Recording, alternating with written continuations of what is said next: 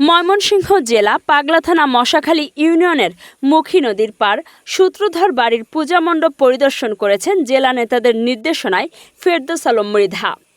ময়মনসিংহ দক্ষিণ জেলা বিএনপির আহ্বায়ক আলহাজ জাকির হোসেন বাবলু ও ময়মনসিংহ দক্ষিণ জেলা বিএনপির সিনিয়র যুগ্ম আহ্বায়ক আলহাজ এবি সিদ্দিকুর রহমান এবং ময়মনসিংহ দক্ষিণ জেলা বিএনপির সদস্য সচিব রকুনুজ্জামান সরকার রোকন তাদের নির্দেশনায় পূজা মণ্ডপ পরিদর্শন করেছেন এবং আর্থিক প্রণোদনা প্রদান করেছেন মণ্ডপের সভাপতি খোকনচন্দ্র সূত্রধরের হাতে। পাগলা থানা বিএনপির সাবেক সম্মানিত সদস্য মশাখালী ইউনিয়নের সাবেক সফল মেম্বার ফেরদৌস আলম মৃধা। উপস্থিত ছিলেন পাগলা থানা ও মশাখালী ইউনিয়ন বিএনপির অঙ্গ সহযোগী সংগঠনের নেতৃবৃন্দ। ফেরদৌস আলম বক্তব্যে বলেছেন, জাতীয়তাবাদী দল বিএনপির ভারপ্রাপ্ত চেয়ারম্যান তারেক রহমানের নির্দেশনায় ৩১ দফা বাস্তবায়নের লক্ষ্যে কাজ করে যাচ্ছি। ইউনিয়নের অনেক রাস্তা নিজ অর্থায়নে মেরামত করে দিয়েছি। জাতীয়তাবাদী দল বিএনপি দলের স্বার্থে আমার উন্নয়ন চলমান থাকবে। সিদ্দিকুর রহমান সাহেবের নির্দেশে এই পূজা মণ্ডপ পরিদর্শন করে আমি কিছু আর্থিক প্রণোদনা উপহার দিব। আমি যা দিব আপনারা তাতে সদস্য থাকতে চেষ্টা করবেন। স্বাদ আছে কিন্তু স্বাদটা কিন্তু সবসময় থাকে না, এটুকুর ভিতরে থাকবেন। সংখ্যাটা আমি বললাম না। প্রিয় ভাই, প্রিয় আমার হিন্দু ভাই ভাইয়ের বোনেরা, আমার নেতা আলহাজ এবি সিদ্দিকুর রহমান উনি অত্যাধিক ভালো মানুষ, ওনার জন্য দোয়া করবেন। পাশাপাশি ময়মনসিংহ দক্ষিণ জেলা বিএনপির সংগ্রামী আহ্বায়ক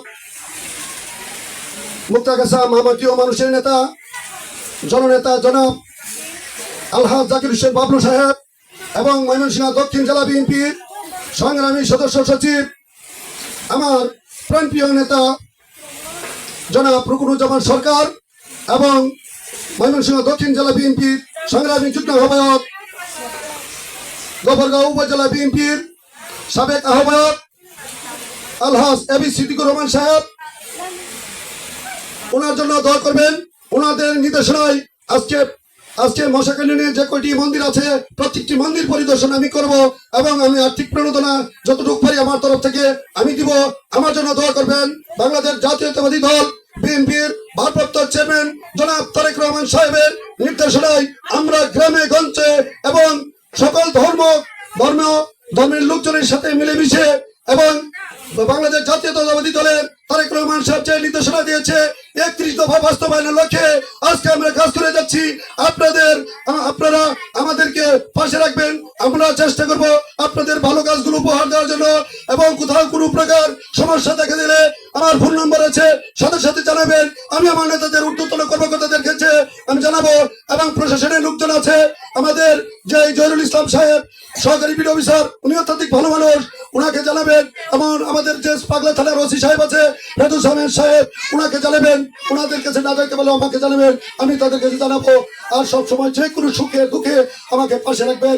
এই আশা আকাঙ্ক্ষা রাখি আগামী দিন দেখা হবে রাজপথের মাঠে এবং আপনাদের সাথে মিলেমিশে থেকে আগামী দিন উন্নয়নমূলক কাজ করবো, সেই সুযোগ করে দিবেন। এই আশা আকাঙ্ক্ষা ব্যক্ত করে আমি আমার সংক্ষিপ্ত বক্তব্য এখানে শেষ করছি। খুদা হাফেজ। বাংলাদেশ জিন্দাবাদ। বাংলাদেশ জাতীয়তাবাদী দল জিন্দাবাদ। জনাব তারেক রহমান জিন্দাবাদ এবং শহীদ রাষ্ট্রপতি জিয়াউর রহমান অমর হোক। সকলকে ধন্যবাদ জানিয়ে এখানে আমার বক্তব্য শেষ করছি। খুদা হাফেজ। বাংলাদেশ। আসসালামু আলাইকুম।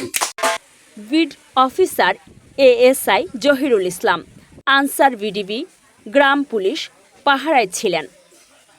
উপস্থিত ছিলেন পূজা মণ্ডপের সকল নেতৃবৃন্দ। নূর হোসেন সুমনের তথ্য চিত্রে কাজী সাইমা, চ্যানেল 21, গফরগাঁও।